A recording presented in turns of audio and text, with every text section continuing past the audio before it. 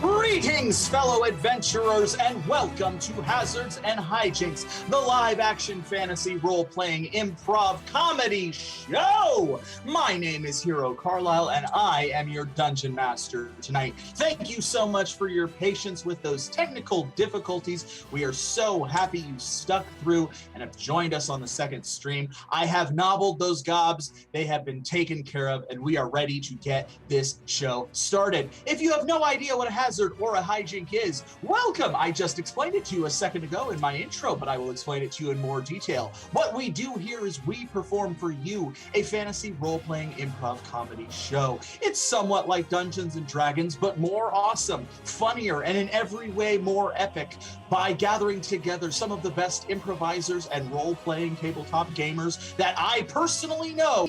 We have cultivated an adventure for you designed by the craziest minds that I could gather together on Instagram. That's right, we took to our social media all throughout the week to ask you, our adoring audience, what you would like to see for our adventure. And you did not disappoint this week. First, I said, what monster would you like to see? And by an overwhelming number, you demanded to see pixies.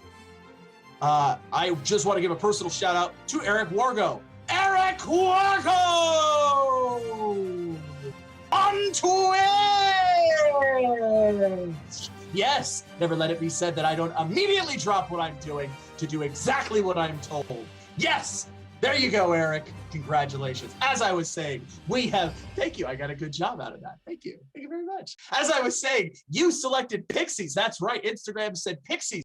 So our heroes will be taking on pixies tonight. But that's not all. No, I then said, what quest would you like our heroes to be going on? And by another overwhelming majority, you selected a kill quest. So in addition to fighting pixies, our heroes will be given a quest where they will be forced to kill a certain number of unknown monsters at this point. If they accomplish both of these tasks, they will be one step closer to leveling. That's right, our heroes now have a chance to level, growing stronger, becoming more epic, and likely to survive the hazards that you throw at them.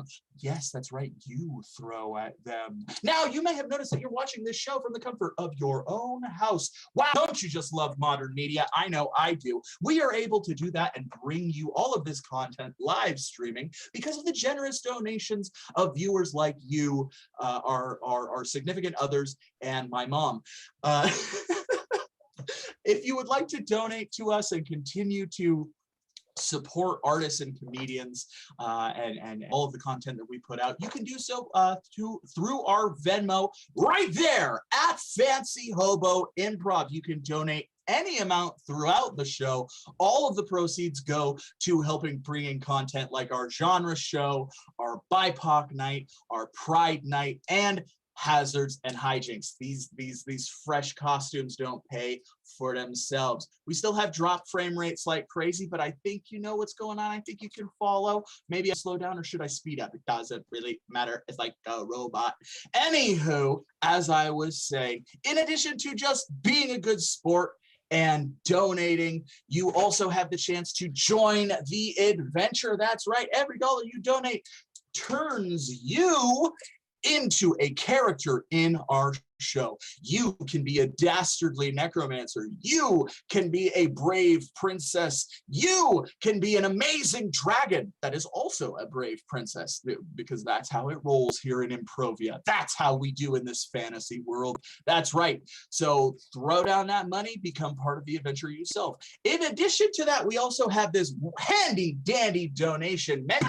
Check that out, which has donation suggestions for you. If you throw $5 our way, you will give a hero a health potion, healing them for 6 points of damage, making them more likely to survive the adventure ahead of them. If you donate $7, you will spring a deadly trap on our heroes, inflicting 6 points of damage and teaching them a valuable lesson. For $10, you can grant them an epic weapon, making them stronger in combat and more likely to survive the dangers ahead of them. For $12, you can bestow a terrible curse, twisting them body, mind, and soul, with the only way they can ever break free is when we decide together that they have amused us enough. And finally, for $20, you can summon from the depths of hell a big bad evil monster to come out and kick the ever-living shit out of the party. Every time we've thrown a big bad evil monster at the party, it has completely devastated them, causing a TPK. What we call around here a TPK is a total party knockout, which completely derails the adventure. It's a lot of fun. It's a running gag that no hero has successfully defeated a big bad evil monster, and it is an ongoing sore point for our heroes that they have not even gotten close to defeating a monster at all. So that's a lot of fun.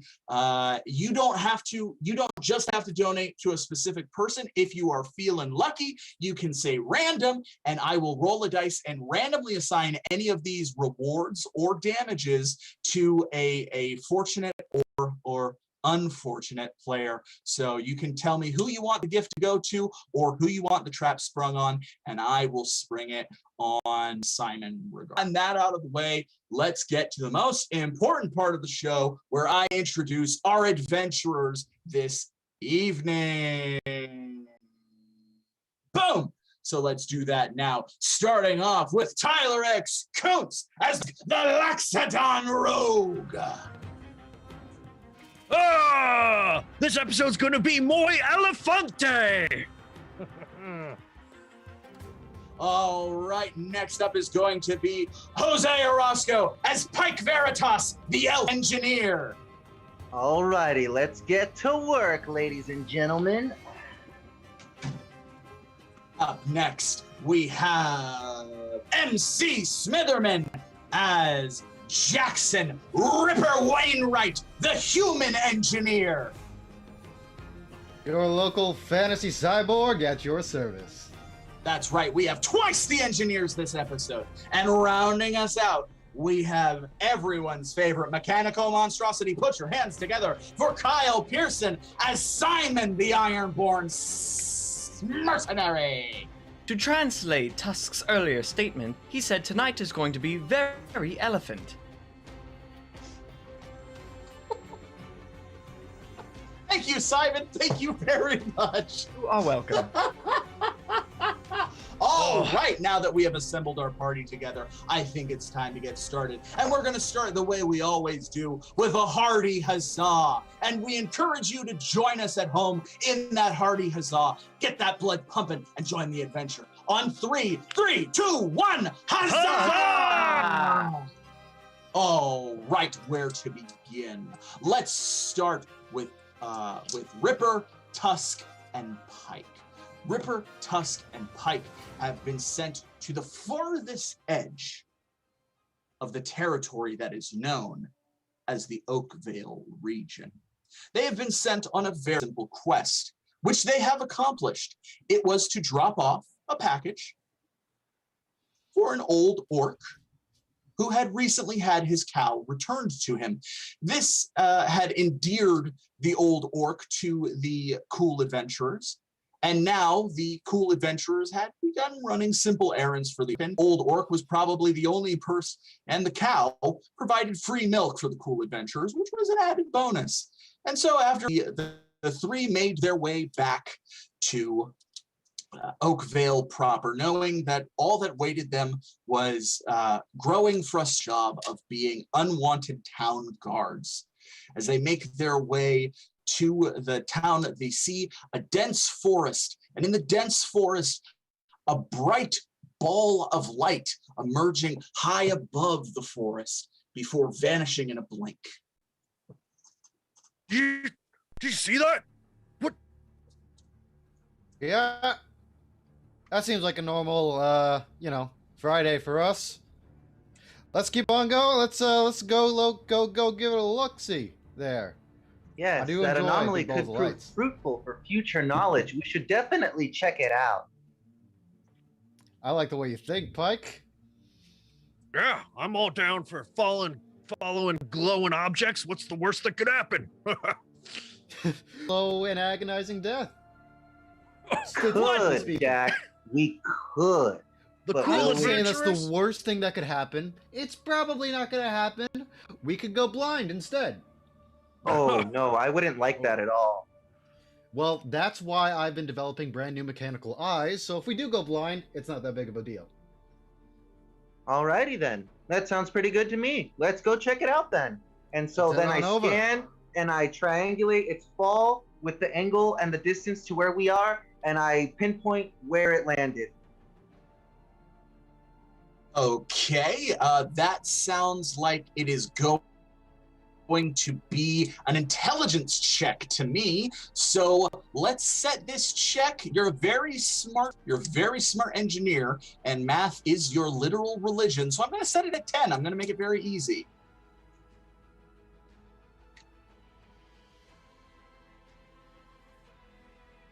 That's a 14. So yes, you're able to see exactly where it falls. By your guesstimation, it will take you maybe an hour of light walking to get there. What would you like to do? What do you say, gang? Should we head out? I'd say we take a nice little light stroll over there. And very good geometry and trigonometry and all that you did there. You did that real quick. Is that all in your head? Thank you. I appreciate that very much. Ah. I don't understand man. your math, but I trust you with my life. Same here, Tusk. Let's away! Away we go. And so they set off into the woods, pursuing the thing that they had saw fall. Now, what was that thing? Well, let's find out together. We cut to S.I.M.O.N. For those of you, S.I.M.O.N., he was on the verge of exploding as he was overheating his core reactor to melt the Temple of the Meganyorn to deactivate the stone golem guards that had been activated by Nan and Sunny. His arms had been ripped off in an attempt to, one, sacrifice it to the Meganyorn, and two, grapple the Meganyorn, leaving him in a desperate situation. He had successfully exploded, if one can say one can successfully explode, and this had caused the entire temple to evaporate in the light from his explosion. And given the fact that he was made of pure tungsten, he survived the explosion and began to fall down to the forest beneath him. S.I.M.O.N., you have 3 rounds before you collide with the earth below you. What would you like to do with your first round? I'm going to regret this. I would like to detach my legs in order to lighten the blow. I can reassemble myself once I reach ground zero. There's little I can do right now. Arms? Don't got 'em. Okay, so you would like to detach your legs. Very well, that's going to be a constitution check. Let's set this check at 10 or better.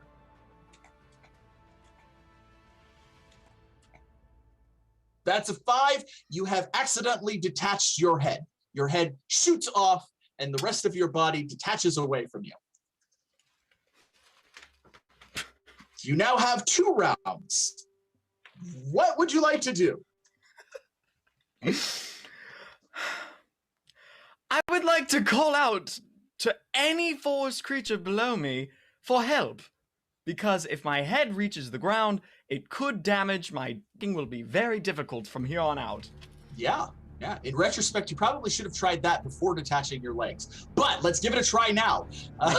Randomly algorithm already having trouble falling from the ground. Yes, my brother is not a dungeon master. He is a dungeon. Algorithms are randomly generated, so I totally get it. I totally get where you're coming from with that. All right, let's roll. That's going to be an animal handling check. We are going to do an animal handling check that's not really in your wheelhouse as a mercenary, so I'm going to say it's a little tougher. We're going to set it at I want to be generous. Let's set it at 12 or better.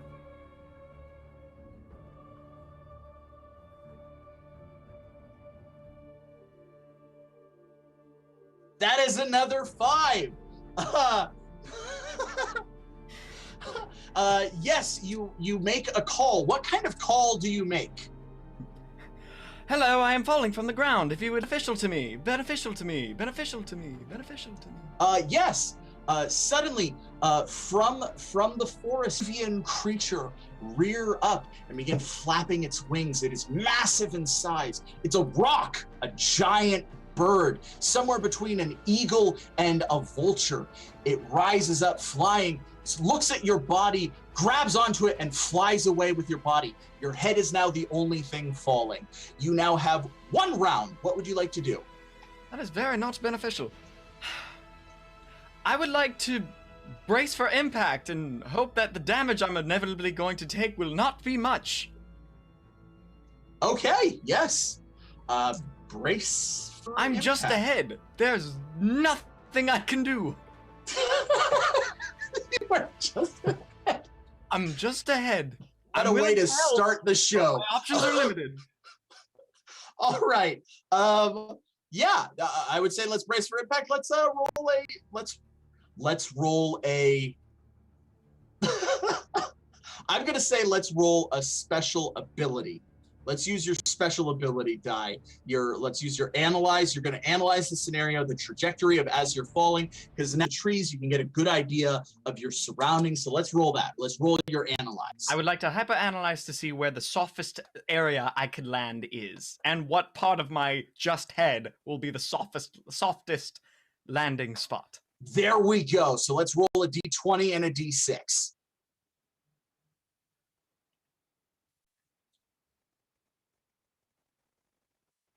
That's the 14 we were looking for earlier. There it is, Simon. Better late than never. Better late than never. Yes, you are able to identify a stray branch, and you begin and you slowly move towards the branch as you fall. The branch, you hit the branch knocks you up. You fly into another tree, which bangs you over here, and then you begin to like ping pong your way down like a ball in a what are those things called? Pinball machine, I believe. Yes, like a pinball. You safely with virtually no damage on the forest ground. What do you do? I start rolling towards where the bird carried my body. Like a little ball. Like a little ball. Okay. You have no form of locomotion, so I'm very curious how you're going to pull this. Do you have a tongue? Like, do you have a tongue? Or like, how do you communicate? I have a mechanical tongue, and I have simulated facial muscles. So much like one could try to slide a cookie down their face without using their hands and try to get into their mouth, I'm going to do that, but instead of the cookie, it's the ground. Okay. So we do have rudimentary locomotion. So this is going to be a strength check, which as a mercenary, strength is in your wheelhouse. So I'm going to set this real low to help you out.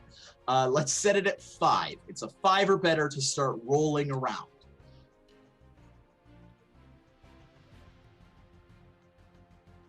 Oh no, we dropped that d20. These dice are... Let's try that again. Yeah, there we go. That 19. That works. Yes. Extending your mechanical tongue and using your lifelike cheeks and jaw, you are able to pick up some speed, and you begin rolling in the direction that you saw the rock flying. As you do, after about 45 minutes of rolling your head around, you begin to hear familiar voices, that of Pike, that of Ripper, and that of Tusk. Friends. My calculations are never wrong. You know this. I mean, Well, we've an been walking... elephant never forgets, and I believe we are lost. Excuse me. What? Oh God! I kick it. Go! I Eliminate the told threat! you. I told you my okay. calculations were never wrong. Yeah, kicking is going to be an attack, so we need to roll against Simon's D, which is 8. So let's roll a d20 against 8.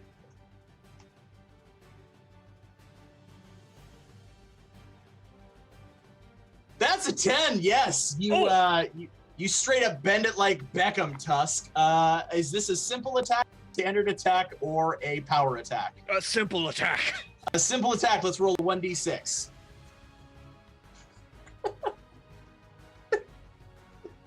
Of 6. course. Yeah, of course it is. Why not? It's just one of those days where you don't want to wake up. Yes, Simon's head goes flying through the air and lands somewhere about 15 yards away from where you are. Identify yourself. Oh, I'm sorry. It scared me. That was a good kick, Tusk. You can improve your kick if you change the angle and speed of up to 30 degrees and 25 miles per hour. Oh my God! Oh my Simon! God. Follow his voice. Follow his What? voice to his Simon? head. Oh! Simon! My baby Simon! Robo Boy! What have they done to you? What did Where's you your do, body? Tusk? Well, it's a bit of a story, but if you're willing to sit down and hear it, I will tell it to you. I think we're good. Let's just pick him up and head on back to town. Whoa. The activating story. He's got a lot of expensive equipment, and I don't know if we got the parts to, put them all back together. We've got to get his body back. Jack, at least Jack, what remains. Jack. Between the two of us, we should be able to construct a body for our dear friend. Where are you going to find the scrap metal, Pike? We're in the middle of nowhere. We're in a forest. There isn't metal in a forest. Tusk. Additionally, if I may interject, my core processor is still within my torso. I'm running on emergency backup power. Ooh, yeah, that that's the problem. processor. That's It's one gonna of a kind. Even if we combine our forces, it's going to take us at least 3 days to build a new Hextech core. Is your body nearby, little buddy? My body was swept away by a giant bird. And that does not include my arms. My arms are elsewhere. Where are your arms? My arms one of them was sacrificed, and so getting that back may be more difficult. And one of them was yanked off after trying to grab the thing it was sacrificed for. Right. A classic arm for an arm situation. Yeah. That's Tusk. Arms. It is not. No. There will be no punning in my show. Take 2 points of damage, Tusk. Oh. Somebody's got soon? it out for me. Got a headache coming. Simon, it's would a- you happen to have a recording of the incident so that I can try and analyze it to see which way your body went? Playing recording. I project my eyeballs. Okay. The projection appears on the foliage of the pine trees. You see a large rock ascend from the forest, latching onto his body with his talons and flying south. All right. I think we got a pretty good idea. Let's go get that body back. Yeah. Wonderful. Yeah. Said south. I pick up Simon and just gonna attach him to some leather straps and hang him on my back like a little backpack. All right, as Ripper Yoda's Simon onto his back, the 4 cool adventurers make their way south. Now, who is going to do a nature check to see if they can follow the path of the rock? I will do the nature check, for I learned of nature studies in my rogue schooling. All right, sounds good. Then, since you have some expertise in it, we'll go easy on you and set it. The dice are kind of cruel tonight, so we'll walk light. 17, yes. Tusk, as you begin to look around, you notice a massive 4-foot-long purple feather. And you walk towards it, recognizing it as a roc's feather. You see several yards away, about 30 or 40 yards away, a second roc's feather, and see almost like a trail of breadcrumbs you are able to follow. Picking up the pace, the 4 cool adventurers begin following the rock until after a few hours you can see the rock flying in the air. It is flying towards a lone spire, peering out of the forest, rising high, overlooking the forest like a big middle finger of which a bird would sit. Huh. Giant middle finger. Where have I seen that before? Giant bird on a bird, giving the bird. Wait a minute. A pun like that on a building like that could mean only one thing. Pixies. Those annoying little devils. Oh Always my doing god. stupid middle finger shaped architecture. Are you telling me pixies are real? Of course, pixies are real, Tusk. You're a giant humanoid elephant. What do you think? Suddenly, a dog jumps out of the forest. The dog has 2 health potions dangling around its neck. Ha! Don't you know, Tusk? Everyone knows pixies are real, and they're the worst thing in this forest. They do all kinds of terrible nonsense in this wood. We would be most relieved if you solved this problem. Hello, I am Artemis of the Wood. I am the hunter dog. Artemis? Oh, they're so cute. Come here, you booby. As you begin petting Artemis, it shakes its leg and scratches. Yes. I could not overhear this predicament that you find yourself in, and I saw Simon's body be carried into the rock's spire. We, the Fey Court, felt most sympathy for this and offer in relief Simon these 2 health potions that he may use for himself or offer to the party as a whole. This we offer from Artemis, the hunter's hound. Oof, oof. What a good dog. You're a good boy. Thank you. Inject it into my frontal lobe, as I am unable to drink and I cannot store it in my core processor at the moment. Those sound like you problems. Goodbye and good luck, cool adventurers. If you could resolve the pixie problem, you will be forever, the Fey Court will be forever in your debt. Good luck and goodbye. And Artemis scampers off into the woods before fading away into glitter and dust. Look at his little butt as he runs away. It looks like toes. I cannot deny that talking dog has certainly livened our moods, but pixies being a problem for the Fey Court. That's some gnarly interfaith politics that I ain't cut out for. But if it's what's gonna get Simon's body back, I don't think we got a choice. Normally, I wouldn't want to deal with them, but for Simon, yeah, okay. Yeah. Well, I mean, maybe we should save these health potions, and I'll just use my homebrew potion to help Simon out. I had one on standby. Come here. Just turn slightly. Okay, just pour it over. All right, that's going to be an alchemy check. We're going to set this at 10 or better.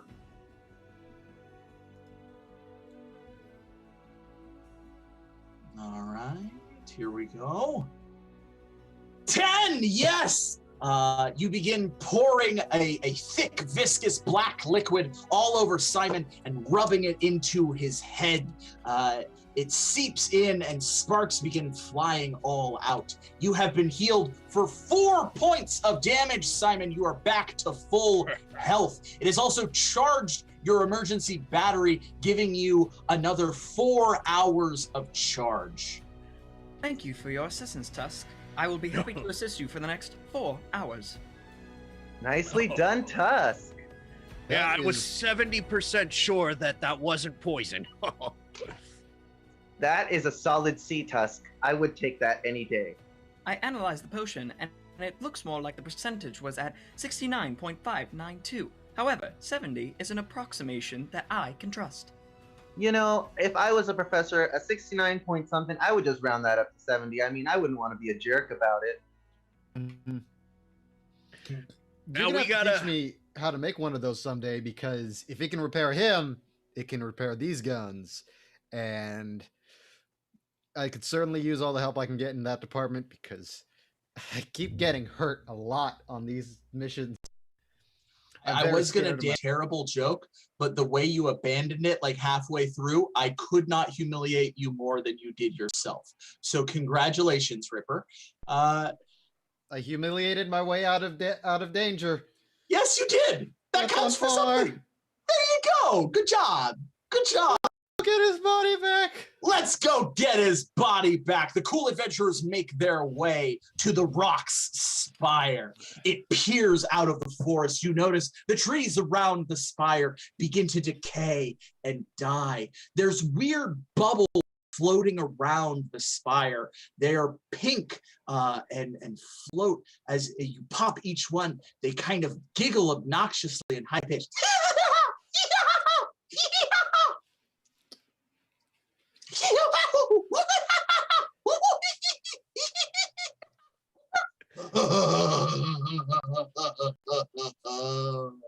I didn't like that last one there. That last one was very out of character. Well, this is why do they smell so bad when you pop them? Is my question. Ugh. I mean, that's just pixie farts there. Yes, they're real stinkers. They smell like a ball pit at a Burger King. And as we know, there are a few things that smell worse than a ball pit at a Burger King. Adventurers, as you look up, you can see several ways to climb the spire, as well as a few cave entrances to potentially enter the spire. How would you like to approach, and what would you like to do? Well, we could try flying up there or go into the caves. What's the general consensus, my amigos? I'm always a fan of flying and grappling hook my way up a building, but I don't know if, one, how reliable that is with this guy on my back, and two, if y'all will be able to keep up with that. We can just attach him onto XR2. Here, hold on, let me bust him out really quick. And then I pull out a little pill, and then I shoot it out, and it expands into my giant robotic bird. All right, yes. XR2 comes tumbling out of the pill. Beep, beep, beep, beep, beep, beep, beep, beep, beep. All right, X, take Simon's head and carry it for us for a little while, okay, buddy? Awesome. Jack, just attach him really quick for me, please. Tie Simon's head on XR2 in around the talons, so then XR2 can carry him. The talons? So on the feet? Like on, well, how big is XR2 is an ostrich, so XR2 has wings. Oh, XR2 is an ostrich. Okay, so we can right on his back. Right on his back. Yeah. Great. Yeah. As you put him on his back, a pixie appears in one of the bubbles, which pops. Hello, hello, Jackson Wainwright, the Ripper. My name is Gigglefibble, and I curse you. The pixie extends its finger, and a curse flows through you. In honor of National Poetry Month, you must speak in rhyme and in good time. You have been cursed, Ripper. Failure to speak in rhyme will cost you 2 health points every time you fail to do so. The only way you will escape this curse is when you make Giggle Biggle, Giggle Biggle. Good luck to you, my friend. Good luck. Information registered. We'll be noting for rhymes. You see these pixies. They could have taken your sights, or they could have like made you, bleed every time you sneeze, but no, they make you rhyme. It's always something infuriating. They could have done anything to me, but this is the worst punishment, you see. And now we have to listen to this. Oh man. This is going to be worse than your mixtape on that you made me listen to last Friday. Oh, I kind of liked Ripper Jams 34. I have Ripper Jams 34 downloaded in my hard drive. Would you like me to play it? Ooh, bump it, bump it.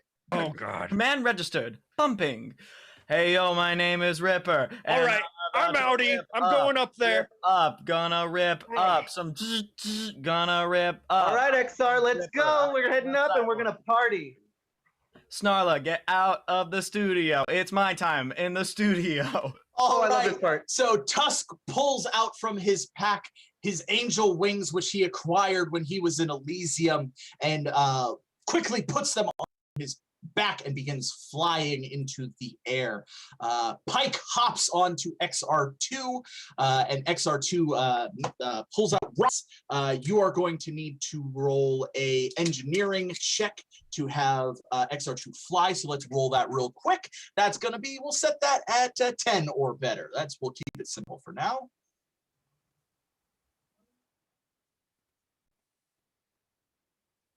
That would be a class feature if we were in combat, so it's just an engineering check. Yeah, it's 6.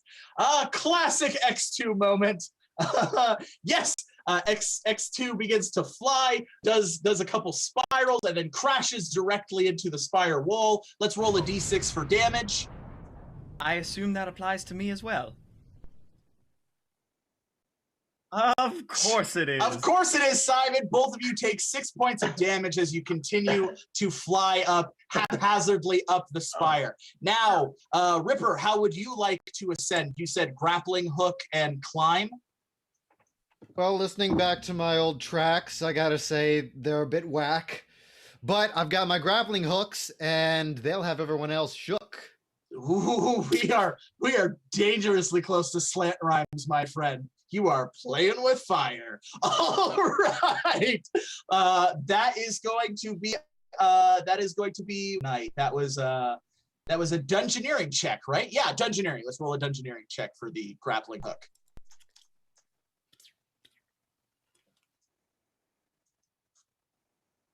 That's an 11. I'm going to say yes. Yes, it is. The grappling hook fires from your hand, grapples onto an outcropping of rock from the spire, and you begin climbing your way up. The four of you begin ascending higher and higher. Higher and higher, making your way up. You can see now at the top of the spire, there is a large nest made of tangled trees. The desiccated wood of the dead trees from below have been ripped and torn and formed into a massive nest. From the massive nest, huge, enormous purple wings extend out, flap, and then go back into the nest before collapsing down. You can also see outcroppings of rocks, as well as what appears to be a cave system that goes halfway up. What would you like to do?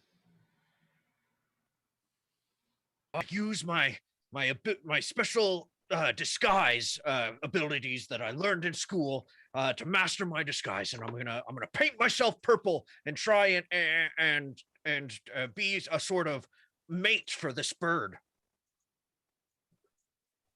All right, yeah.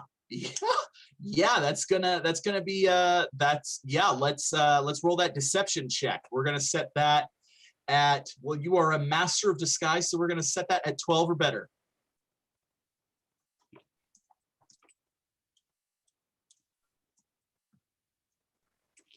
$13. Wow. Ooh, these dice, even when they help us, they barely do so.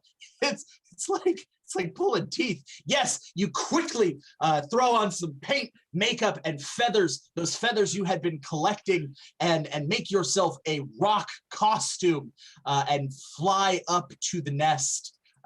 You fly to the nest and you see the massive rock. It raises up its head.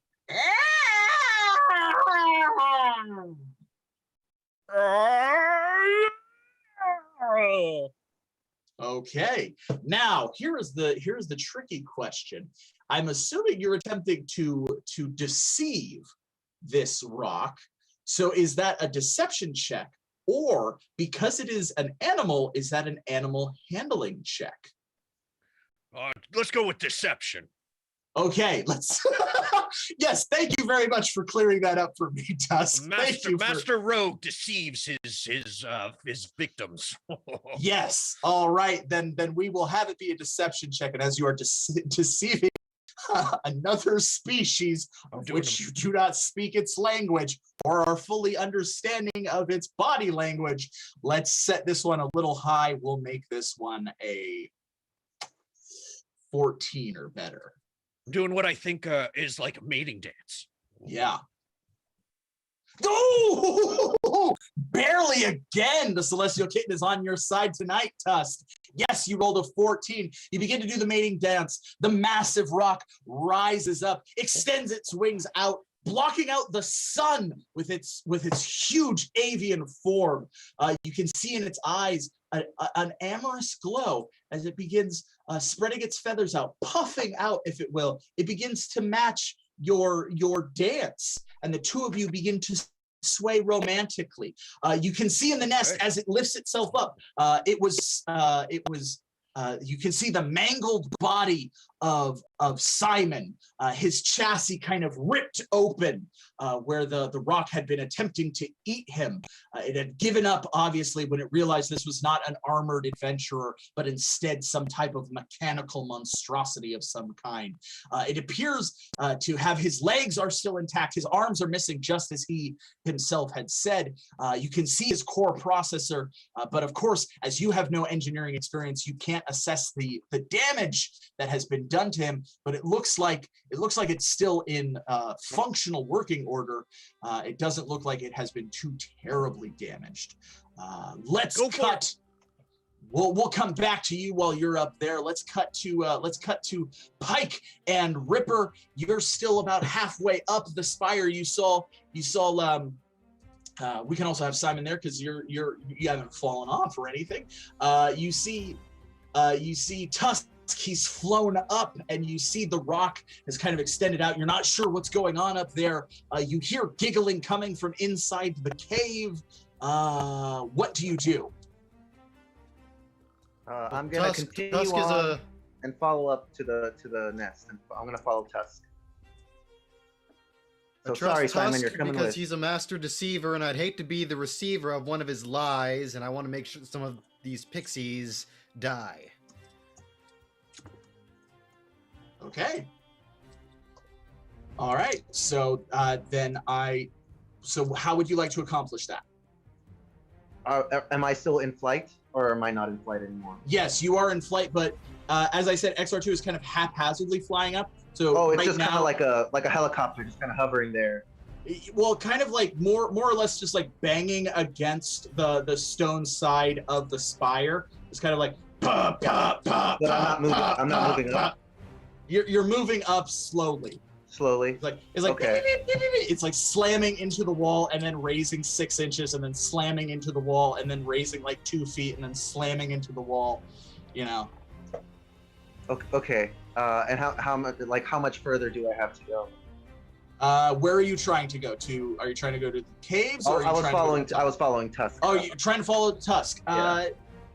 It wouldn't take you any time at all to get to the top.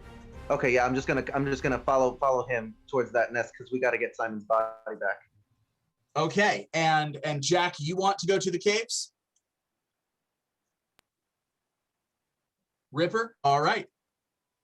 Okay, then we are going to split the party up. We're gonna split the party up, people. All right, let's have Ripper. So Pike and Simon shoot up. Do some more somersaults. Almost look like they're going to drop down and plummet back down to earth before XR2 and shoots back up into the air towards the nest.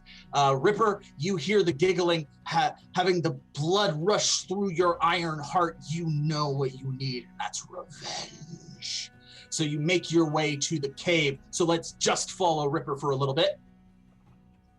All right, Ripper, you make your way into the cave. You can hear giggling. You also hear a familiar sound. As you peer deeper into the cave, you hear the sound, the muffled sound, if you're not mistaken. It sounds like MacDuffy, the human druid, your fellow cool adventurer.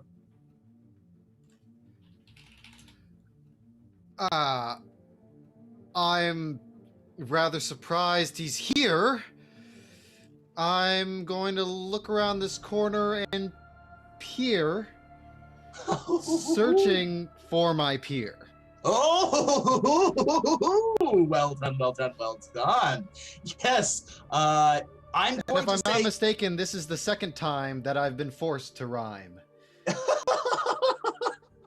you will be forced to rhyme until you are done, until we have had our mutual fun. Yes, so peering around the corner, I'm assuming you're going to want to do this stealthily, so let's roll a stealth check. You are a scoundrel in nature, if I'm not mistaken. Engineers are scoundrels, so we're going to set this check at 10. Let's set 10. Yes, you got a 10. Oh, we are pulling teeth from these dice tonight, but it may have turned, ladies and gentlemen. It may have turned. So, slinking against the wall, you peer over, and you see the interior of the spire is a cavernous structure extending high several stories and down. You see pink, yellow, blue, iridescent pixies flying back and forth, more of these bubbles, and you see dangling high amidst ropes from the ceiling, you see 3 figures bound in ropes descending all the way down at the bottom. At the bottom, you can see several figures and a swamp-like environment at the bottom of the spire, somewhat antithetical to the desiccated environment of what was surrounding the spire, almost as if this lush, grotesque, damp marsh environment has been draining the natural vitality of the surrounding forest to feed itself. From where you sit down, you can see that one of the bound figures is in fact MacDuffie, who is bound and gagged and seems to be communicating through his gag, screaming in some capacity, yelling in some way at one of the figures that you can't quite make out from your vantage point down in the marsh. What you can see in the marsh, amongst the marsh, is a large hut and several figures moving in and out of the hut. Around the hut. You can also see a large fire, and in the fire you can see a large boiling cauldron. Okay, so out of everybody that I see, MacDuffie, I spy thee. Is he the only friend, or is that the end? Well, you would have to do an intelligence check to see if you could recall the other people. So let's do an intelligence check. We'll set this one at, you're a pretty savvy guy. Let's set it at 10 or better. Oh, yeah. Okay, the other 2 are orcs. One of them is an elderly orc. And so one of them is an elderly orc. The other is a younger orc. They also appear to be kind of struggling against their binding. They are also gagged. They seem to be also kind of shouting. You also are able to get a better idea of what's going on. The creature that MacDuffie seems to be communicating with is a large, grotesque swamp crone. You can't hear the communication between the two, and surrounding swamp crone, the creatures that seem to be moving back and forth, throwing up the fire and doing other to be gator folk, anthropomorphic alligator people, all of them with wide brimmed straw hats. Okay, does MacDuffie seem to be in imminent danger, or do I have time to go and retrieve my fellow rangers? Ooh, good one. Well done. Give yourself 2 hit points for that. Well done. Even if you're already at max, give yourself 2 additional hit points if you're already at max. Yeah, good job. There to be immediate danger from what you can see. I mean, obviously the 3 of them are above a massive cauldron of boiling unknown liquid, and the little you know about crones, that usually spells disaster. That doesn't end well for people. But you don't see like a ceremonial dagger. They're not being slowly lowered into said cauldron. I would say from what you can imagine about this scene, it's not looking good, but it's not dinner time yet. If you catch my meaning. Also, the pixies do not seem to be associated with the swamp crone. The pixies are higher up on the spire. As I said, the spire is several stories. The interior of it is several stories, and there seems to be like two. They seem to be almost two factions. There seems to be a very clear divide between what's going on down here, and what's going on up here. The only thing connecting the two is the long rope that starts from the top cavern and extends all the way down. But for the most part, the pixies just seem to be giggling, playing pranks on each other, generally being annoying and obnoxious. Okay, well, the enemy of my enemy is my friend, so these crones could be a godsend. But I'm going to go get my other buds, so then we can come back together and spill some blood. Ooh, okay. Buds and blood don't rhyme, so 2 points of damage. Ah! Ooh, yeah! Suddenly a pixie appears in front of you and with a big mallet smacks you across the face. I said rhyme! And then blinks out of existence. All right, let's cut back to Pike and S.I.M.O.N. You have just risen up, flying on XR2, just as you see the large rock embrace Tusk with its massive wings. Oh, digging this. It started as a deception, but I don't know anymore. Tusk, what are you doing to that bird? They appear to be making a hybrid animal. Would you like some privacy?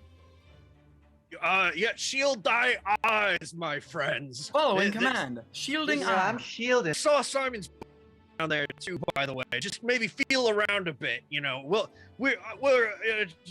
the adults are doing some things.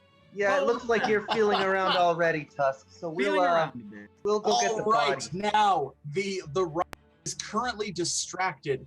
Would you like to attempt to sneak past it or not even bother? I would like to not even bother. My eyes are shielded, and therefore nothing I am doing is wrong. You're also a head attached to a mechanical ostrich. This was Yeah, I'm gonna Pike. leave XR2 there, and I'm going to stealthily and nimbly, with my elf feet, sneak across and try and get the body. All right, scoundrel, you are inherently stealthy and sneaky, and as you are an elf, you are lithe and acrobatic. So I'm going to say a stealth check for you is going to be an 8. All you need to do is roll an 8 or better.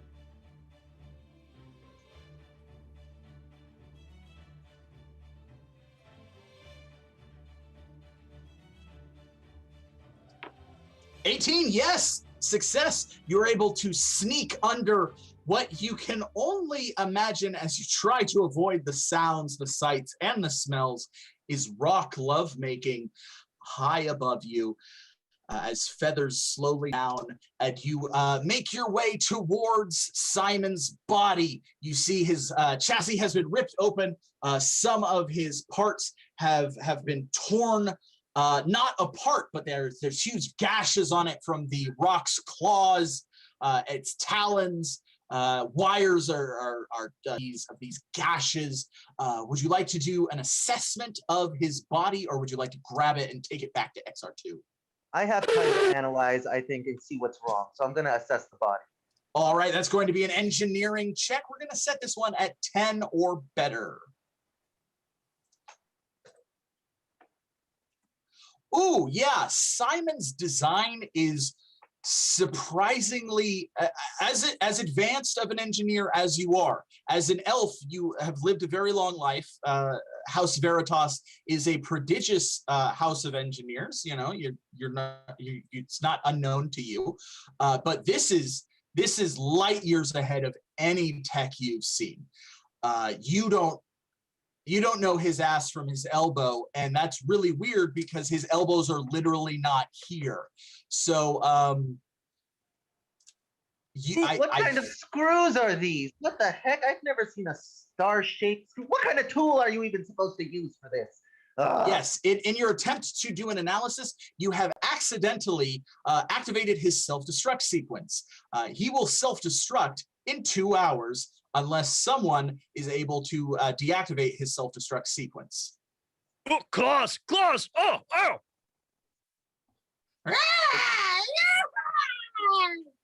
Okay, and I can't do another action, right? Yes, you cannot do another action Okay. right now. Let's cut back to Ripper.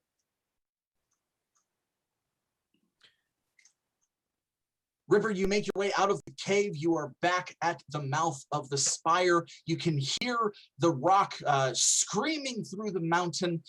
If you look up, you can see XR2 kind of hovering, but you can no longer see Pike. What do you do? Well, that's about as good as hell. And in my head, I've got them warning bells. I'm going to head up and hope that I don't fall and need to be cleaned up. Up and up? You rhymed up and up? Take 2 points of damage, my friend. Yeah. Them's the rules! Suddenly a pixie appears behind your back and stabs you with a massive dagger. Rhyme! Rhyme, you baby child! It's National Poetry Month! And it with a bubble and the smell of too many children and warm plastic, it disappears. Well, this sucks. I'm gonna go help them not get fucked. There you go. All right. Let's roll another dungeoneering check. This one's going to be a simple. You don't have to go very far. Let's roll a 6 or better.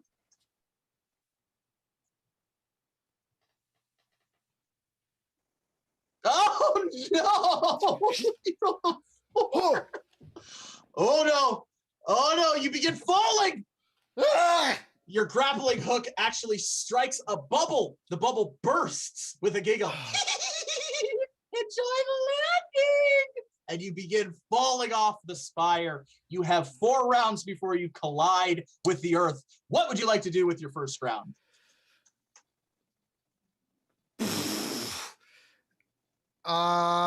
These pixies are a bunch of hacks. I'm gonna activate my jetpack.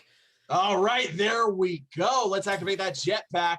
That's going to be an engineering check. Let's roll an engineering check. Let's set it at 10 or better.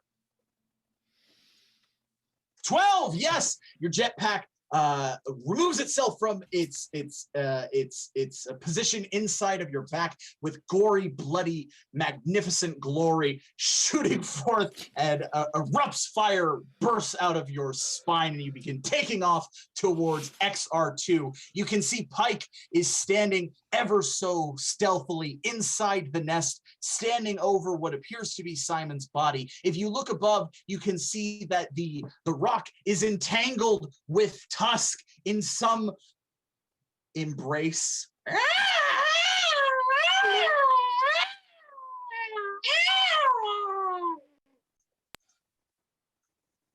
I'm not even gonna ask about Tusk's current task.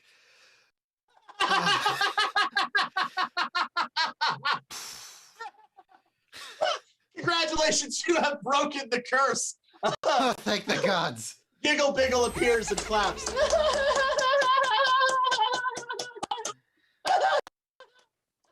It then stabs you.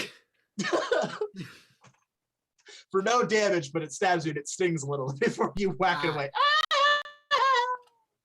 Congratulations, you have successfully overcome the curse. What do you do? Pike, all right, what we got going on here? I can't hear you. Okay, so I can't figure out exactly how this body works. It's pretty weird stuff. So we're gonna have to get Simon's head over here, because if there's one person that should know how this works, it's Simon. Yeah, I mean, I also used to build the S.I.M.O.N units. Oh, and that is glorious. Ironborn. So I know what's going on. Where's his head? Okay, his head is over there with XR2. It's safe, and the body's right here. All right, grab the head.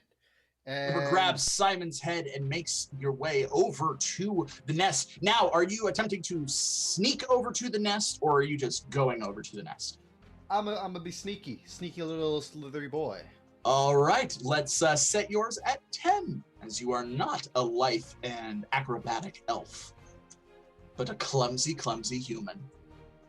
14, however, you've done it. Your cybernetic enhancements have made you lithe and nimble indeed. You are able to do a cartwheel as you stealthily sneak over with Simon in play. You make your way to the body. Yes, so you are able to assess the damage, and in order to put Simon's head back on his body, that is well. Assessing the damage, you notice two things. You can deactivate the self-destruct sequence that Pike has accidentally activated, or you can put Simon's head back in his body. You cannot do both at the same time. What would you like to do first? Well, Simon can activate and deactivate his own self-destruct mechanisms, so I'm going to put his head back on first. How long until the explosion goes off? 2 hours. Oh yeah, I'll reattach his head first. All right, let's get to work. Pulling out your tools, you begin attempting to attach Simon's head back to his body. As you have previous experience with the S.I.M.O.N unit, I am going to say this check is going to be a 12 or better, an engineering check of 12 or better. Oh, no! While you may be familiar with the S.I.M.O.N unit, you are not familiar with this S.I.M.O.N in particular. The self-destruct unit begins to rise out of the chassis, and the 2 hours switches to 20 minutes. This is not the correct place to place me. You are doing this incorrectly. I know I'm doing it incorrectly, Simon. Don't judge me while I'm working. I am already under a lot of pressure here. Register command. Not judging. You're doing a great job. You're not. Suddenly, there is a massive explosion of feathers and other things as Tusk falls down to the ground. The rock flies into the air and lets out a massive shriek.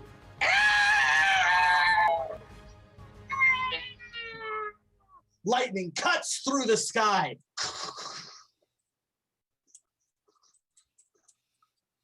Can someone please describe what happened? My eyes have still been commanded to be shielded. Oh, you can open up your peeper, Simon. Registering command. Well, Simon, when one organic life form finds another organic life form kind of, foxy, they perform coital actions. In this case, Tusk, with the rock, is basically what happened. Oh, Information man. fallacy. I did not detect any fox-like qualities on the bird. Oh, no. Just an expression. Attractive, groovy, Information fallacy. I did not detect any magnetic properties on the bird. Well, it's really more of a emotional magnetism. Simon, they done and got it on. Tusk, now that you're no longer occupied, do you have any more of that mechanical reparation serum stuff? Whoa, let me see what I can whip up. Maybe I could do something with the health potion we got, and I can mix some of my chemicals and we get it going on. Yeah. Oh gosh, that could help Simon almost repair the neurons and the servos that I can't seem to get a grasp on. I worked on the 1.0s. This Simon's a little bit more advanced than that. Here you go. All right. I'm going to try to use this now to fix him as best I can and hope that it don't blow us up. All right, yes. I am going to say, if I'm not mistaken, this is Tusk's special ability, which is Finkel's secret goo, special goo. What's that called? Oh, it's a secret special Mysterious liquid, the mysterious liquid. So yes, you are using the mysterious liquid.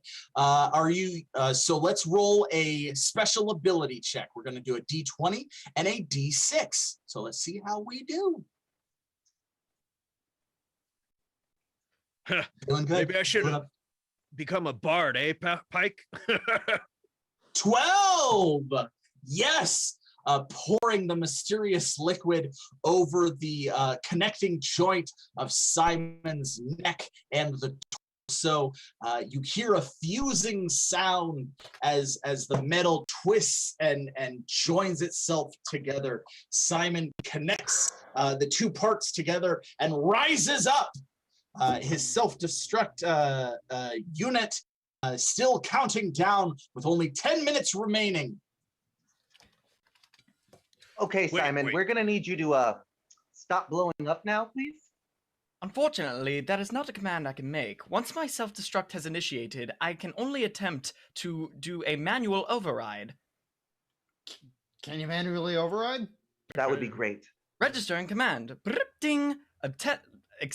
Attempting manual override.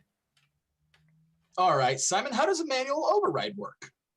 I'm going to say that a manual override is equivalent to an engineering check upon myself.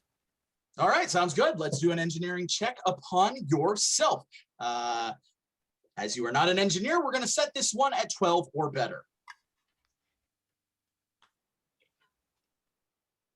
16! You are, however, a master of your own body, because that's how it works here at Hazards and Hijinks. You know how you work. And yes, you are able to deactivate your self-destruct sequence. However, for those lore heads out there, your self-destruct sequence is set to 10 minutes. So if it ever activates again, it will start at 10 minutes until it is reset to factory standard, back to its 2 hours. But that's a problem for another day. I'm sure it'll never come up again. So yes, congratulations. The four of you have successfully connected Simon back to his body and have successfully encountered the rock. The rock flies away, satisfied, kind of cooing as it flies. I'll call you Dwayne Johnson. That's a damn good joke there, Tusk. Give yourself 2 additional hit points. Even if you're already at max, give yourself 2 additional hit points. A damn I feel good pretty joke. good about myself. So Tusk, quick question. How did it work with the the talons and feathers and everything? A gentleman never tells. No, yeah, but just between buds, between adventurers. Well, all right. Come here. Let me whisper it to you in your ear. Okay. And then you put and then the What? ear just takes and you. How would that even? And then the clown knows, and then. But Tusk, it doesn't bend that way. And then, oh yeah. Pop. Yep. Mm-hmm. You just snuck the trunk in there? Yep, that's right. The trunk. I took some of my grease and I sucked it up, and then Tusk. And yep. That is actually, it's horrifying, but impressive. Beautiful in a way. I think we all would have preferred if Tusk was a gentleman and simply not have told. All right. Pike, you're looking a little worse for wear, so I'm going to take out the medical tools I do have, and I'm going to try to do a healing check on you. Kind of. You got one right. health potion, Let's use that when in the case that someone's almost dying. And while doctor. I'm, bandaging you up and stitching you up, I will say McDuffie is down in the tunnels, held hostage by a bunch of witchy crones and the pixies, who are also enemies, maybe. Not the We gotta go get Duffmeister. Oh no. McDuffie, master of the wild shape, protector of the forest, owner of great psychedelics? Here? What? Yeah. Simon, you came out of nowhere. Was McDuffie with you last? I do not believe McDuffie was attended with me. I was only with information policy. Oh, that can't be good. That's not I'm still good. recuperating some of my previous memories from my core Once you- processor being severely damaged. Once you do, let us know who you were with, in case we gotta save anyone else. We Sonny got was no with time me. to lose. Let's go.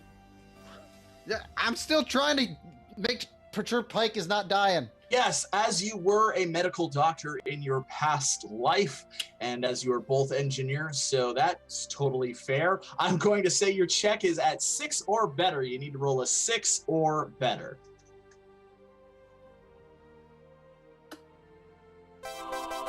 That is a natural 20. I am going to say you have healed Pike so well. Pike's new health is set to 18. You have given him an additional 6 points of health.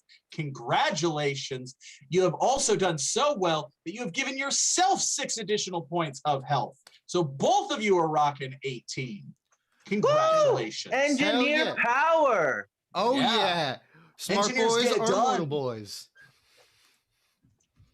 I was Alrighty. curious what would happen when the two of you were in a show. I didn't know if you'd be worst enemies or best friends. And I'm so happy it's friends. I think we're working well together, but if you show me up, I will stab you in the back to make sure that you don't show me up again. No. We're in completely different fields. You know. Yeah, of course. Completely different fields. Mine is, bioorganic. Yeah, you're like a mechanical bioengineer. I make And- robots. and you make robots. You create life. We're Oh, not they're at all not the living. same, and I'm not at all jealous of your ability to create sentient creatures. Oh, that's good. So what does that make me? You're a sentient being? But did you not say you worked on the S.I.M.O.N models? Yeah, not your units. Did You're you way create more me? advanced than the units I worked on? Are you my dad? No. I am not your dad. My father Who's would my actually be your dad. Wait, we'd be brothers. Because my dad made your units. All right, nerds, we gotta go. McDuffie's in trouble. While Yes, I resent the nerd indeed. comment, oh, And so Where's the my cool brother? adventurers made their way down. The nerds and the elephant descended down from the nest and made their way back to the cavern entrance that Ripper had earlier discovered.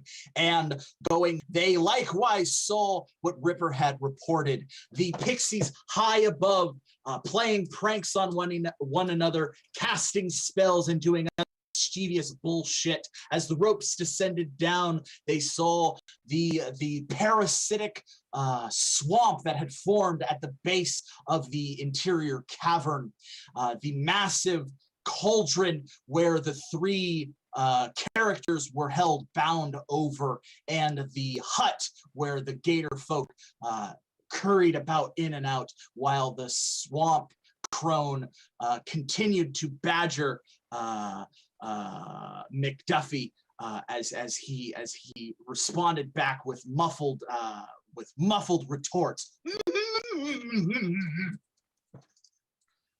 look, all I'm saying, Tusk, is I get it. You got laid, okay? But that doesn't mean you can call us nerds. Right, you are. I happen to think that nerd is a compliment. Information fallacy. The two did not lie down as they were interacting.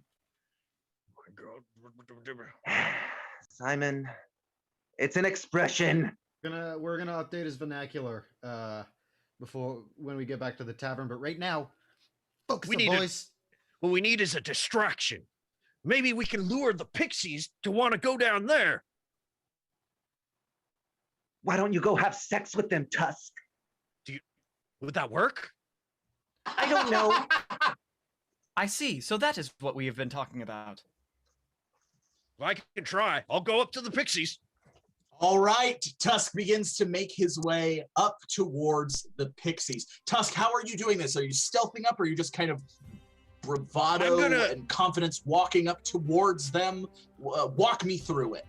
I am going to use every tool in my disguise resource to create my most genius disguise yet, a swarm of pixies. Okay, let's do it. That is going to be a stealth check. So we're going to set this at 12 or better. 16. Yes, using all of your abilities, you have done it. You have transformed yourself into a swarm of 19 pixies of various colors and illuminations, floating and giggling as bubbles and glitter float around. The other pixies look at you, and one of the pixies moves towards you. The pixie kind of snaps its fingers and materializes a massive sword.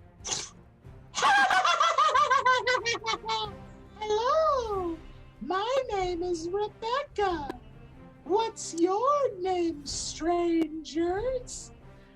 It's Cheryl and Vincent and Mud and Snarla Blastwind. Oh God, and Mitsubishi, Maserati, Goku. I don't have time for all of your names. I trust you. Why have you come to our spire? Do you wish to join in our pixie revelries? That is right. And I've come with the ultimate prank. Ooh! What is the ultimate prank? Oh, it's so good. We're gonna go down to the lower level, and we're gonna swarm them, and we're gonna just infuse ourselves into that old crone and wear her like a giant puppet. Suddenly, Rebecca's face turns sour, and she grimaces. As fun as that would be, we can't get to her. Suddenly, all of the pixies begin to darken and their colors turn blood red. They begin swarming violently like a swirling hurricane. Rebecca's voice deepens and she begins swinging her massive sword.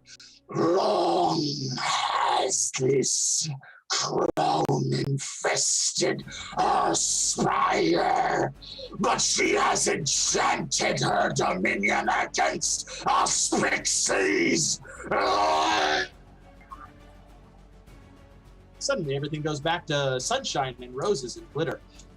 If only there were some non-pixies in the area who could sneak past her blood shield, we could totally get in there and rip her limb from limb, eating her flesh. That'd be a great prank. You guys are twisted freaks. Yeah, you should see what we do on Saturdays. It involves feet. It's weird. It's super duper weird. Well, you know what? I just so happened to see some adventurers just outside. Perhaps you've been bugging them already. And I think they could help us out. But we gotta make a distraction first. Perhaps we could, I don't know, fly down there and show her our butts. Show her our butts? Yeah, I mean, that makes lots of people mad usually, right? Well, pixies do have great butts. They piss a lot of people off. They're very envious. We have very toned, nice butts. That could work. Okay, but why would the adventurers help us out? We're pixies. We're generally dicks to everybody, and no one ever wants to help us.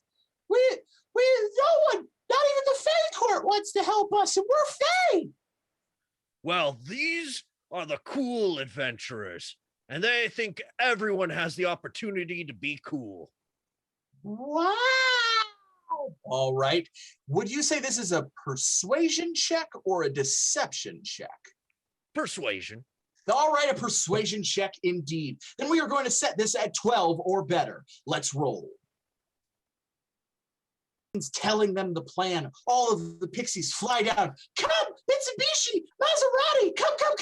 They lift you up and carry you towards the other cool adventurers. They all drop you down with the other cool adventurers. They begin talking way too fast.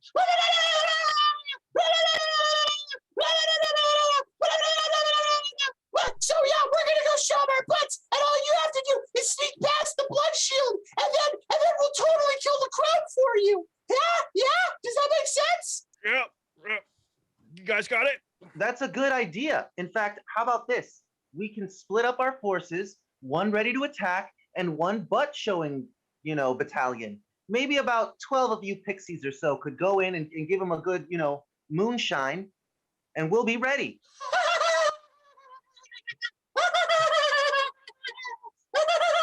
All of the pixies begin laughing and pointing. Pike's so dumb! Pike's so dumb! And his ears are big! No one likes Pike! No one likes Pike! He's a big old nerd and probably a virgin! Guys! Is that a no? Play, Hey, pull my finger! Pull my finger! I'm not going to pull your finger, you little pixie devil! You pull my finger! No, I promise! I'll give you a little pixie kiss on your nose. Following command. Ding! Pulling finger.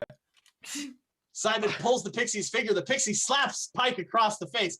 Virgin nerd! Why'd you slap me? I didn't even pull the finger. I know! Because you're a dork! You're a dork! You're a big old dork. No, we're not going to do that. We're going to show you our butts. But you have to kill 12 of those gators to break the blood shield. So that's what you got to do. If you do that, that'll break the blood shield. That's your quest. So do that. Kill 12 of those gators. That'll deactivate the blood shield. And then we'll go and we'll totally fight the crowd with you. It'll be dope. It'll be super sweet. We promise. Pixies are really making me want to just crack some heads. So Right, all right. Yeah, let's do it. Yeah. Let's crack some heads. Let's crack some heads.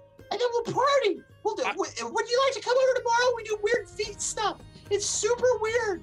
Do you have good feet? I do have good feet, but I'm not going to let you look at them, you little freak. Oh, he's got weird feet. He's got weird feet. He's got weird feet. Mission Pixie Butts, go! Mission Pixie Butts! The pixies begin flying towards the lower part of the cavern and begin showing their butts towards the crone. The crone looks up, begins shaking her green massive fist. Are you crazy? Oh, pixies, I'm so angry right now. All right, free the hostages, guys. Let's go. Yeah. Following command. Jetpack away. I'm going to have XR2 turn into a machine gun so I can fire at all these alligator people, because that's what we need to do to lower the blood shield. Yes, sounds like a plan. That is going to be an engineering check to shift XR2. Let's roll the engineering check. Let's set it at 8 or better. That is a critical failure. You have turned XR2 into a boat. XR2 slides off of the edge and collapses down several stories, careening into the marsh itself, and then tipping over. Beep, beep, beep, beep, beep, beep, beep, beep, beep, beep, beep, beep. All of the alligator folk begin moving towards XR2, confused where this ostrich boat has come from. What is that? What is going on there? That would make it Tusk's turn. Tusk, what are you doing? I'm gonna try and undo his binds. All right. Yes. Okay. So where you are, you're about. So you're still at kind of the halfway point. So you need to get down, and then over. Right. Okay. Okay. Mm-hmm. Or are you just kind of jumping to the rope? Let's jump to the rope. Let's do this. All right. Whoa! All right, jumping to the rope. That's going to be a dexterity check. Let's roll the dexterity check. You're a rogue, so that's going to be an 8. It's simple. You can do it. You could totally do that, baby. That is a 6. You normally could totally do it, but you totally didn't. you mulling towards the cauldron below you. We will come back to you. We will come back to you. That would make it Jack's turn. Jack, what do you want to? Or Ripper, what do you want to do? All right. So currently, McDuffie and the other prisoners are being held over a cauldron. Mm-hmm. Right. I'm gonna go to that cauldron and just I'm gonna leap down and kick it as hard as I can and release the thrusters in my boots at the same time as I kick it to try and knock it not only away so that they're not over it, but into the gator people. Okay, sounds good. That is going to be a strength check. So let's roll a strength check. We're going to put this one at 12 or better. That's a 3. Yes, you careen into the cauldron, tumble over, and crash into the cauldron itself. You are immediately greeted by scalding hot green liquid, taking 2d6 points of damage. Let's roll them 2d6 points of damage. That is 9 points of damage. I am so sorry, Ripper. You are currently in the cauldron. That would make it Simon's turn. Simon, what do you want to do? Gain a pair of temporary arms. How I'm going to do this is I'm going to karate kick 2 arms off of the nearest gator folk and use them as my own. All right, charging down the ledge towards the swamp, you see a gator folk, and you're going to kick him. That sounds like a power attack to me. Indeed. Is that a power attack? All right, let's roll that power attack. And attach them to Gator my folk kind of turns. What going on here? But I need to borrow those. All right, let's roll that power attack.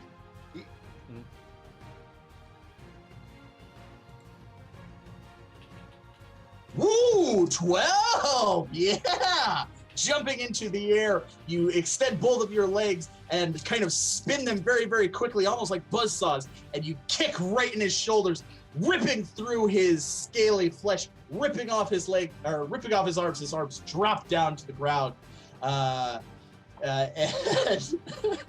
they drop down to the ground. Gatorfolk screams, and he collapses down dead. Congratulations, 11 Gatorfolk to go. You see a shimmering red force field by all the pixies kind of glow. The swamp crone turns. She is now aware of your presence. That would make it Pike's turn. Pike, what do you want to do? How close is Simon to my bird boat / to the gator folk? To the bird boat, he is probably about 15 feet away from it. He could get to it easily in his next turn. Are they all still surrounding the boat? There are about 45 gator folk in general. Okay. They're all over the place in this area. The swamp area itself extends probably 200 yards in every direction. It is a massive cavernous structure. So there are about 45 of these gator folk. There are about 9 gator folk around your boat. Where Simon was, there are 3 gator folk, so that would give you your 12. Where Jack fell into the cauldron, there are about 4. And the crone, the swamp crone herself. Tusk is falling towards the cauldron itself. So that kind of gives you a lay of the land. And then there are other gator folk in the surrounding area that can come in as reinforcements. So what would you like to do? Okay, I'm gonna remote control XR2 to attack the nearest gator folk to him. Because even if it doesn't go well, I'm far away. Okay, well, as we are in combat, that's going to be a class feature. So that sounds like an upgrade to me. So let's roll that class feature. That's a D20 and a D6. Let's upgrade XR2. Yeah, that's an 8. XR2 shifts like a transformer back into its ostrich form. It raises its 2 wings and begins spinning them like buzzsaws as well, extending them out, and begins cutting through the gator folk around it, slicing through 4 gator folk. So that drops us down 11, 10, 9, 8. We are down to 7 gator folk. 7 gator folk remain. The shimmering blood barrier weakens a little bit. The crone turns. She raises her hand and begins to cast a spell. Blood pools in her hands and takes the form of a gator skull. Let's roll a d20. 11, so if I'm not mistaken, that hits just Simon. So that's going to be 1d6 points of damage.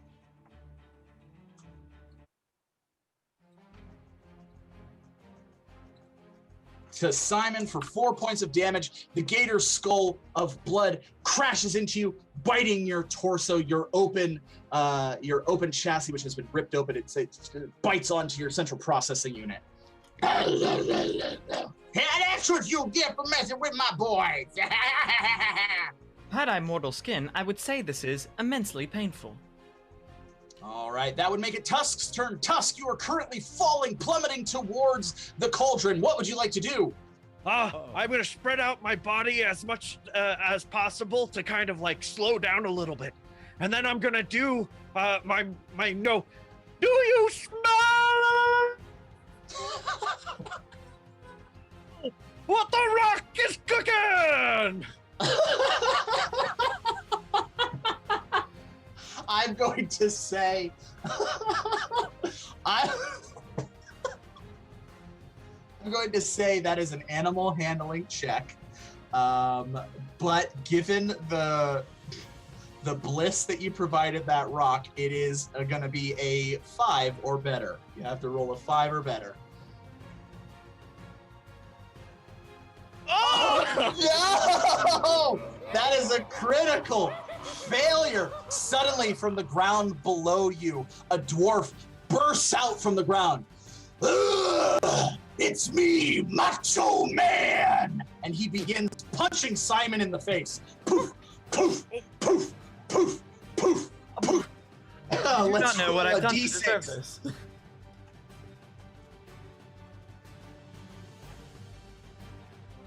We are rolling a d6, yeah. Of course it is. Jesus. I'm so sorry, Simon. Ow, ow, ow, ow. The Macho Man begins pummeling S.I.M.O.N for 6 points of damage. You have inadvertently summoned the Macho Man, the mythic dwarven wrestler. You are still plummeting towards the cauldron. We will come back to you. That would make it Ripper's turn. Ripper, you are still in the cauldron. You have to roll a dexterity check to get out of the cauldron. If you fail, you take damage. So let's roll a 10 or better. 12, yes, you leap out of the scalding hot cauldron. Surrounding you are 4 gator folk. We go eat you. And the massive swamp crone rises up. No, boy, that's a cool adventurer. I'm gonna torture him first. She pulls a red bandana over her face. Cause I'm a sneaky taker. And she begins charging towards you. What do you do? I would like to upgrade the cauldron with my thrusters. I'm going to remove them from myself, attach them to the cauldron, and launch the cauldron towards the crone and the gator folk. All right, sounds good. Let's roll an upgrade check. That's a class feature, so let's roll it. D20 and a D6.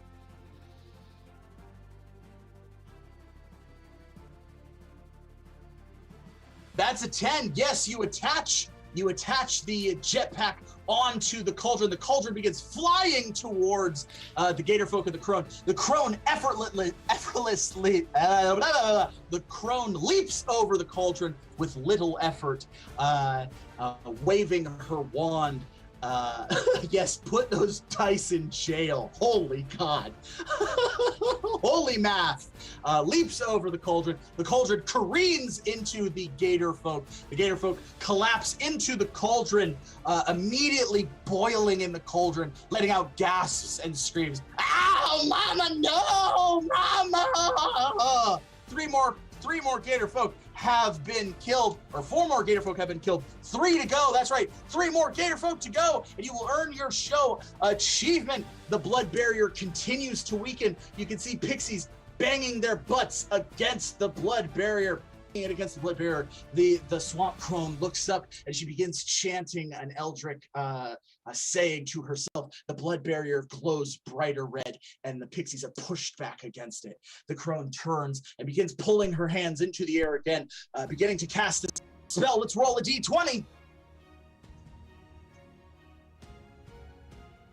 Yep. That's going to be an 11, so that still only hits S.I.M.O.N. Let's roll a d6. That old man is having a bad day.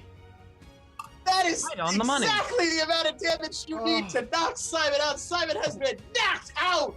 Critical damage. Simon to the marshy water. The Macho Man. As the witch's blood spell crashes into him, the Macho Man, undeterred, continues to look for enemies and begins punching the gator folk. I ain't done, son! Ha ha! All right, that would make it Pike's turn. Pike, what do you do? Macho Man Okay. Sandy Ravage is really giving us a run for our money. I'm gonna have XR2 attack the remaining gator folk around and wrap this up. Okay. All right. That is going to be an engineering check. Yes, that's going to be an engineering check. So let's roll that engine. Oh, you know what? No, because he is a weapon, that is just a attack. So let's do a standard, simple, or a power attack. What would you like? I'm gonna do a simple attack. A simple attack. All Yeah. right. Let's roll a simple attack. That's going to be 1d6. 5. Yes. XR2 charges one of the gator folk, extending his head out, and like a lance, spears one of the gators in the chest, lifting it up. Mama, it hurt. Its straw hat dropping off of its head as XR2 beep, beep, beep, beep, beep, beep, beep, beep, bitch, and then drops it on the ground. You have successfully killed one more gator folk. 2 remain. That would make it Tusk's turn. Tusk, you are falling ever closer to that cauldron. What would you like to do? Wait. Oh yeah, no, that's now right. You are I'm just standing plummeting where to the cauldron ground. was. Yes, you are plummeting towards Ripper. What would you like to do? I'm gonna aim for Ripper, or like flap a little and try and just like get a little off girl. At the same time, I'm gonna go, come on, baby. I'm gonna try this one more time. Jabroni! Jabroni! Okay, that's going to be another animal handling check. We're gonna set this one at 12 or better. We're gonna use a different D20 for this. Does the rock smell what you are cooking? That is a 9. That is not the 12 we were looking for. So unfortunately, another dwarf pops out of the ground. This one wearing a desert dwarf's attire. It goes, ha ha ha ha ha! I am the Iron Dwarf, and you are all jabronis! And begins punching Ripper in the face for 6 points of damage. Or no, let's roll a d6. I don't want to just do 6 points of damage. Let's roll a d6. 4, yes. I did almost say Simon again. I did almost just Look out below!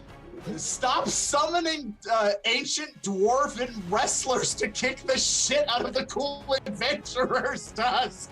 Oh my god. All right. That make it Ripper's turn. Ow. I am going to... Can I power attack multiple people? Or target multiple people with a power attack? Absolutely. Alright. I'm honestly just going to use like big ol' thunderous blast of force with a punch to knock the dwarf that just punched me in the face into the remaining gators. Okay, so we are using the Iron Dwarf as a weapon itself for a power attack, charging him up and throwing him into 2 gator folks. Sounds great. That sounds like a power attack to me. Let's roll 3d6.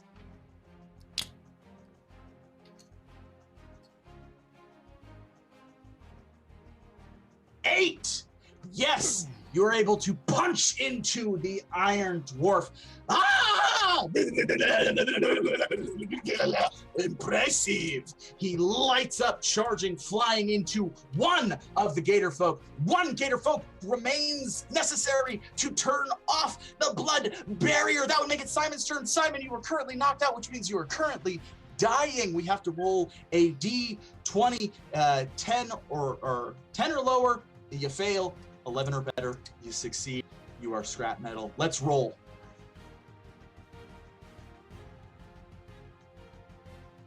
All right, we're gonna try one final D20. This is for all the math, let's give it a try. That is a 7. No, none of the dice are our friends tonight. That is your first death failure. You get 2 more and you are permanently shut down. I am so sorry, Simon.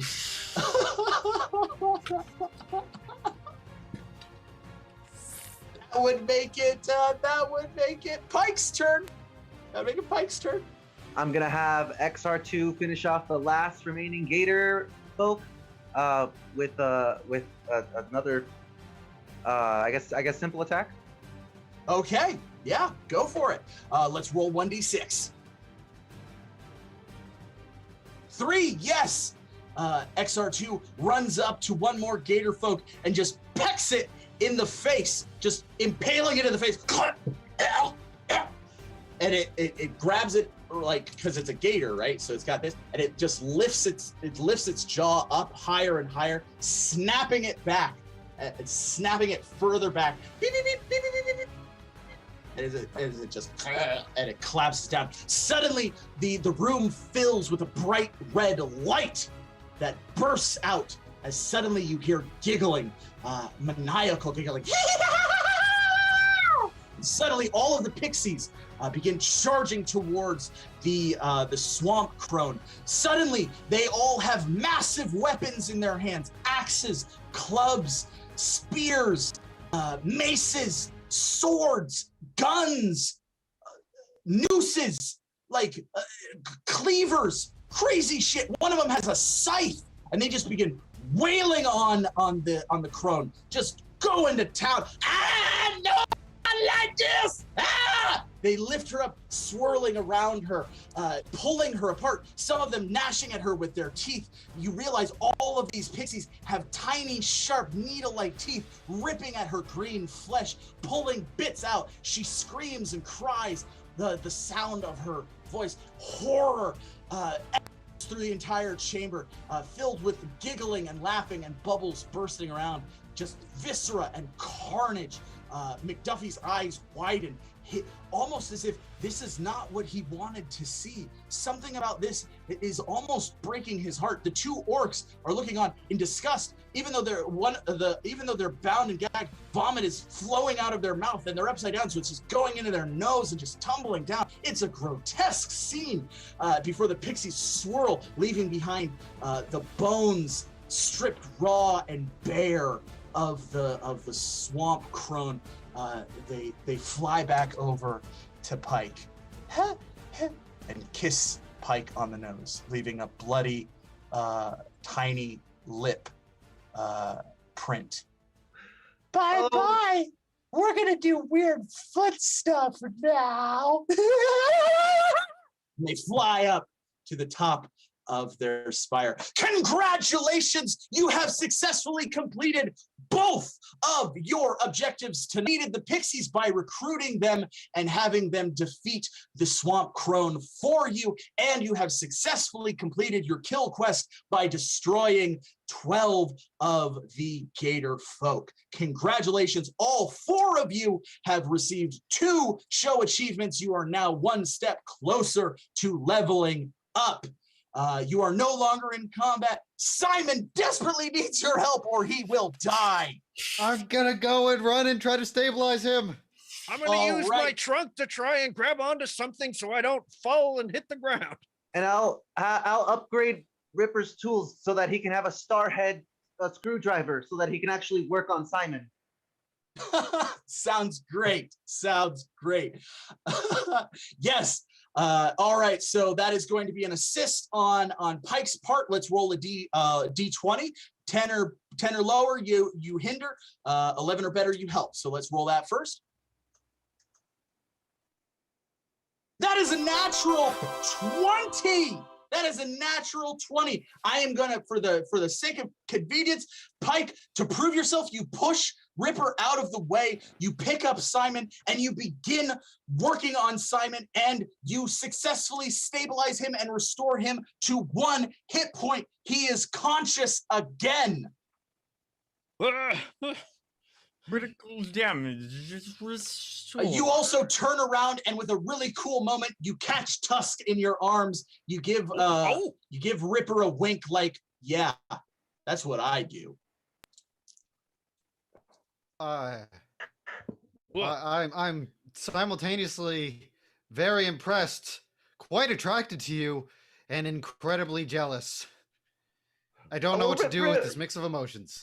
You know, Ripper, it's just, you know, it's a day's work. Cool adventurers here is all. Yeah. All in a day's work. What matters is that everyone walks away in the end. It doesn't matter who did all the cool things. A day's work typically includes me almost exploding. Wait, the day's not over yet, guys. We gotta get those twisted freaks, and I know just the way to do it. Simon, do a 2-minute timer on your self-destruct system and detach your head. What? Activating 2-minute self-destruct. No, it's Detaching head. Are you kidding me? I got it. Run! Oh my god! Oh, you know what? That's fine. Eat head, you pixie freaks. Okay. Simon detaches his head. His body drops down into the ground. His self-destruct sequence raises up. The three of you begin running out of the spire, making your way out of the spire. I have Simon strapped to my back again. Yes, you do. You turn back, looking just to see as the spire explodes in a massive explosion. Extending up. If the spire was a middle finger extending out of the forest, it has erupted like a firework over Disneyland. And all is right with the world. It is a magical kingdom after all. However, the three of you forgot to rescue McDuffie and the two orcs. Oh. But that is something for another time. Ripper and I was Pike so caught look. up by Pike. He was just so good. I was. Tusk. Ripper and Pike look at Tusk, realizing what has happened as both of you phase out of reality. What? No, that's not what's actually happening. It's Tusk phasing out with Simon. Tusk, you find yourself in a dungeon staring at Phylos. What is going on? Where is McDuffie? What is going on in Oakvale? Now that the heroes have finally gained an advantage over the sneaky takers, are we actually seeing a turn in this epic battle between the forces of good and the forces of nefarious evil? Only more can tell next time on Hazards and Hijinks. Thank you so much for enjoying the show and sticking with us. We know we had technical difficulties throughout, but this was one hell of an adventure, and we taught it to those weird pixies at the end. That was a lot of fun. We hope you enjoyed the show. Thank you so very, very, very much. You can continue to donate to us at any time if you'd like to at our Venmo at Fancy Hobo. Right there, if you'd like. Thank you so much to everyone who donated. It was so much fun. Thank you to whoever cursed Ripper. That was also a lot of fun. Really appreciated that. If you enjoyed the show, if you made it all the way, hey, this is the part where I tell you to like and subscribe. Tell your friends about us.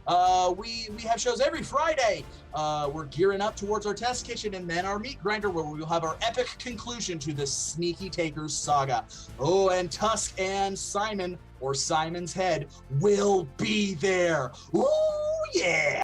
Tomorrow night we have our genre show. It's teen drama, and I think we have a lot of people from tonight's show in that. So that's going to be a lot of fun. See some familiar faces, but in totally new ways. That's right. We're going to be seeing 80s teen dramas. It's going to be a blast. Next week we also have the Bindle. Then we're finishing it out with just a Hazards and Hijinks weekend. It's going to be a lot of fun.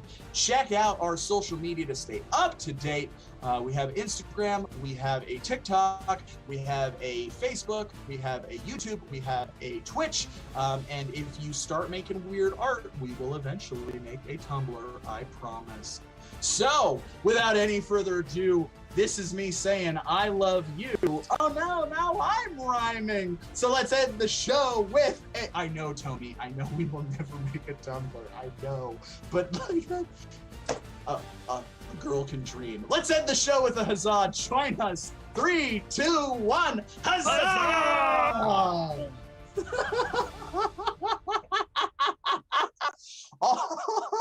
Oh, I hope somehow McDuffie's ended not this show McDead. with less body than I started with. Yeah, and now everyone's phased out of reality. I have to call my dad to make Simon a new body. And McDuffie's friggin' dead. what? I mean, we don't know. Maybe he wild shaped. Tusk think of it- murdered McDuffie. That's canon now. Put it in all books.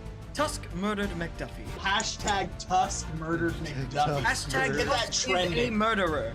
Oh, this is worse than when Snake killed Dumbledore. Spoilers! I'm not that Spoilers. far in the book series yet. They've been Oh, out for no. like 20 years. I'm dyslexic, okay? Okay, that's fair. Jesus. If it helps, I can be a walking audiobook. Oh my god. That is so perfect. Simon is just ahead. Tusk what? is a murderer. Simon's Good to really know I'll getting be ahead starting in like life. this at the climax of the battle. Yeah. Oh my gosh. Well, mwah. Gosh, we're all one flew over the roc's nest. Still confused why Macho Man went after me. Oh. Oh yeah, well.